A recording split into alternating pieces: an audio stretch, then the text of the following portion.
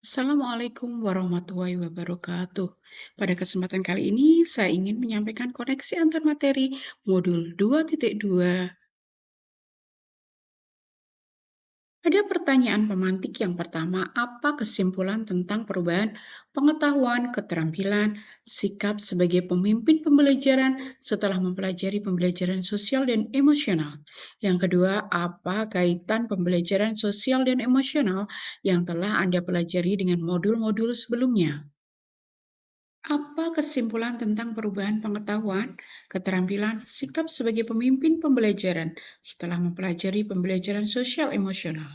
Sebagai guru, sangat perlu mempelajari materi tentang pembelajaran sosial dan emosional agar dapat memahami, menghayati, dan mengelola emosi atau kesadaran diri, menetapkan dan mencapai tujuan positif atau pengelolaan diri, merasakan dan menunjukkan empati kepada orang lain atau kesadaran sosial, membangun dan mempertahankan hubungan yang positif atau keterampilan berelasi, dan membuat keputusan yang bertanggung jawab atau pengambilan keputusan yang bertanggung jawab.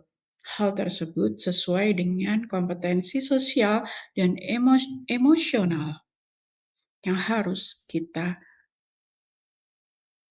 Guru sebagai pemimpin pembelajaran harus menerapkan kelima kompetensi sosial dan emosional tersebut agar dapat mewujudkan pembelajaran yang nyaman, menyenangkan bagi murid, dan menciptakan karakter murid yang berbudi pekerti luhur sehingga akan terjadi perubahan positif pada diri murid, baik secara pengetahuan, keterampilan, dan sikap.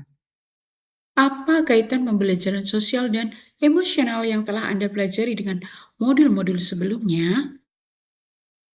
Pembelajaran sosial dan emosional menitik beratkan pada pencapaian nilai-nilai budi pekerti yang dapat melatih anak untuk memiliki kesadaran diri sesuai dengan filosofi Ki Hajar Dewantara.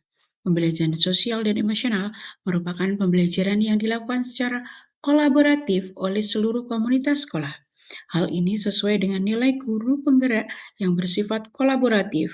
Untuk mewujudkannya, maka seorang guru penggerak harus dapat menjadi pemimpin pembelajaran yang dapat membuat lingkungan sekolah yang aman, nyaman, menyenangkan, namun tetap menantang dan relevan bagi muridnya.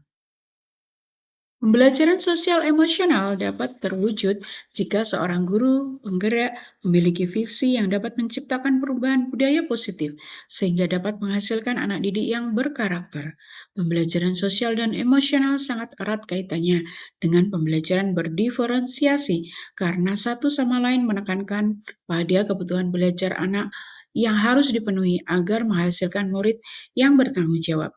Seluruh modul sangat terkait demi mewujudkan pembelajaran yang berpihak pada murid sesuai dengan profil pelajar Pancasila. Pertanyaan lanjutan, pertama, sebelum mempelajari modul ini, saya berpikir bahwa titik-titik sehingga titik-titik. Setelah mempelajari modul ini, ternyata titik-titik. Dua, berkaitan dengan kebutuhan belajar dan lingkungan yang aman dan nyaman untuk memfasilitasi seluruh individu di sekolah agar dapat meningkatkan kompetensi akademik maupun kesejahteraan psikologis atau well-being. Tiga hal mendasar dan penting yang saya pelajari adalah. Kemudian yang ketiga berkaitan dengan nomor 2, perubahan yang akan saya terapkan di kelas dan sekolah bagi murid dan juga bagi rekan sejawat. Sebelum mempelajari modul ini, saya berpikir bahwa pembelajaran hanya bertujuan untuk merubah pengetahuan dan keterampilan anak saja, sehingga pembelajaran terfokus pada pemenuhan nilai belaka. Setelah mempelajari modul ini, ternyata belajar dapat mengubah karakter secara psikologis, sehingga anak akan memiliki kesadaran diri yang tinggi untuk dapat memahami perasaan diri yang tinggi, untuk dapat memahami perasaan diri dan orang lain, memiliki manajemen diri, untuk dapat mengelola emosi, memiliki kesadaran sosial sehingga peduli dengan orang lain, memiliki kesadaran berelasi agar dapat berkomunikasi secara efektif dengan orang lain dan dapat mengambil keputusan yang bertanggung jawab terhadap pilihan-pilihan yang ada. Tiga hal mendasar dan penting yang saya pelajari, menerapkan 5 kompetensi sosial dan emosional, yaitu kesadaran diri, keterampilan berelasi, dan pengambilan keputusan yang bertanggung jawab. Menerapkan praktik kesadaran penuh atau mindfulness dengan menggunakan teknik stop, take a breath, observe, dan proses, atau teknik lain yang sesuai. menerapkan 4 indikator PSE yang berkaitan dengan kelas dan sekolah seperti pengajaran eksplisit, integrasi dalam praktek mengajar, guru, dan kurikulum akademik, penciptaan iklim kelas, dan budaya sekolah dan penguatan KSE pendidik dan tenaga kependidikan di sekolah. Perubahan yang akan saya terapkan di kelas dan sekolah.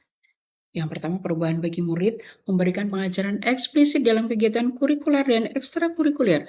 Kedua, melaksanakan integrasi dalam praktek mengajar guru dalam kurikulum akademik, seperti melakukan pembukaan hangat, kegiatan inti yang melibatkan murid secara aktif dan penutupan optimistik.